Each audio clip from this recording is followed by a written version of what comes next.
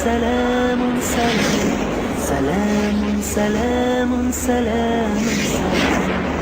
Peaceful, peaceful, peaceful, peace. Peaceful, peaceful, peaceful, peace. O my Lord, make me brave, and make my task easy for me, Have faith, step onto the cloud of Islam, and you will discover the light of Iman. Proclaim this message entrusted to you, and the cloud of Islam will carry you.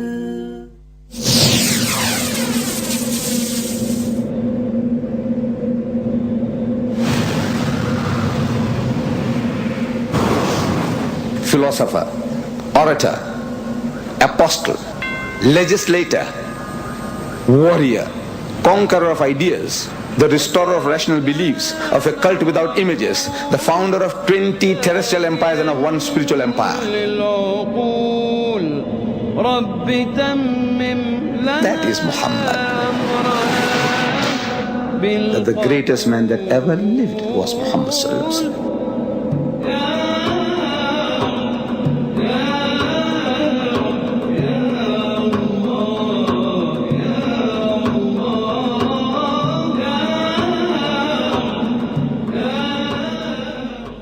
Please explain in the light of Quran the second coming of Jesus Christ and how we shall recognize him. May we have your name, please? My name is Tasir Qazi. I'm a Muslim.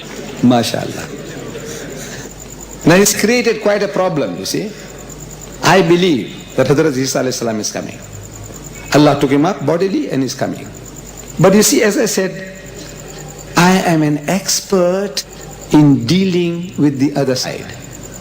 All these internal little details that you want about what he's doing there in heaven, what is he eating there, all these are questions going to crop up when he's going to come back. He's going to come back with this body for 2,000 years. Is his hair growing? Who's trimming his beard? Or whether he's swimming in heaven with his beard. 2,000 years is a long time, for the beard to grow. If there are no barbers there in heaven, and endless. And our great Allama Iqbal, he said, look, this is the pastime of the Qadiani. He said, the philosophy of the Qadiani is to keep you busy with this. Ki tum mujhse begana rakho aalame kirdar se. Iqbal says about the Qadiani. His philosophy is keep him busy.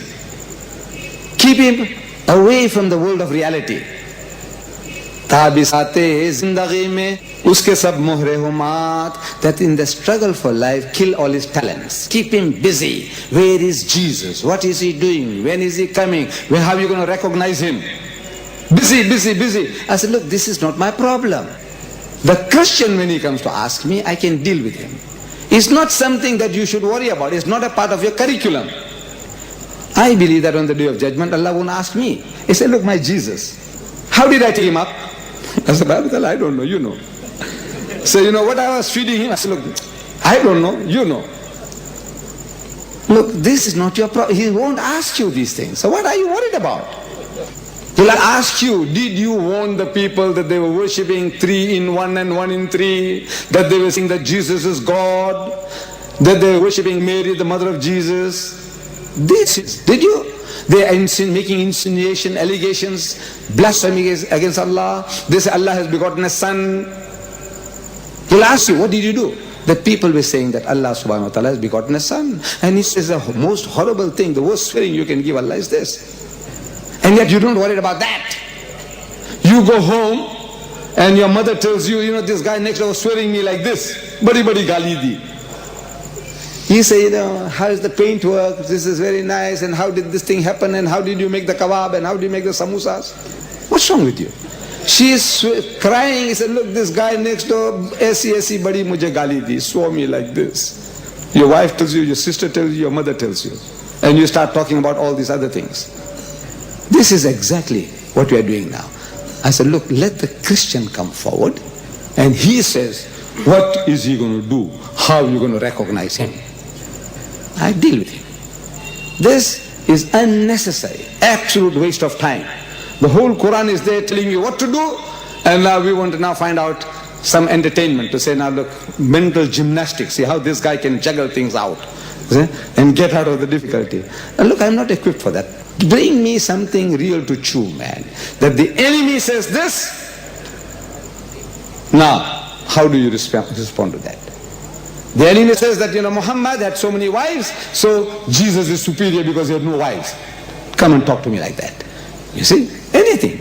Tell me what the enemy says and look how to deal with it. I am telling you, I'm an expert in that. Don't go into all these fiddly things, man. Fiddly things. You see, keeping people busy. My name is Dr. Abida Butler and I'm a Muslim despite of my surname. Sir, you've just mentioned that mixed marriages between a Christian woman and a Muslim male bring decline to the strength of Iman the Muslim male has. So, but there are examples in the history that kings and other political leaders, Muslim political leaders, marrying Christian women, like Suleiman the Magnificent of Ottoman Empire. He married a Christian girl, Roxolana, and other Ottoman kings marrying Byzantine women. So, do you think it brought some sort of improvement in the quality of Islamic community of that time, or do you think it brought decline? I think that modern examples are far better. Modern examples, Suharto, the president of the biggest Muslim community in the world, Indonesia, he's got a Catholic wife. This guy Mubarak, Hosni Mubarak of Egypt, he's got a Christian wife. I don't know whether she's Catholic or what. Then Hussein of Jordan, he's got a Christian wife. And we can see the type of people that are around him. The whole country, Indonesia, is being run by Christians today. Boasting the biggest number of Muslims in the world, over 150 million Muslims, but is all in only name. The name Allah you can't utter in that country anymore. You have to call Allah Tuhan. You can't have a society called Islamic, no more in that country. You have the Pancasila in which number one principle is that there is but one God, and this God is Tuhan, not Allah. You dare not call him Allah, you dare not write Allah, you dare not write the word Islam. Where do you get it? Your Christian wives. See, Hussein and Mubarak, and you keep on Sadat, he had a Christian wife. This is what the rot is increasing. You see, look, I'm asking, can't you find Muslim women who are good enough to be your wives? What is going wrong? No. The thing is this westernized people, when they go out, the guys are hungry. Man is animal by nature.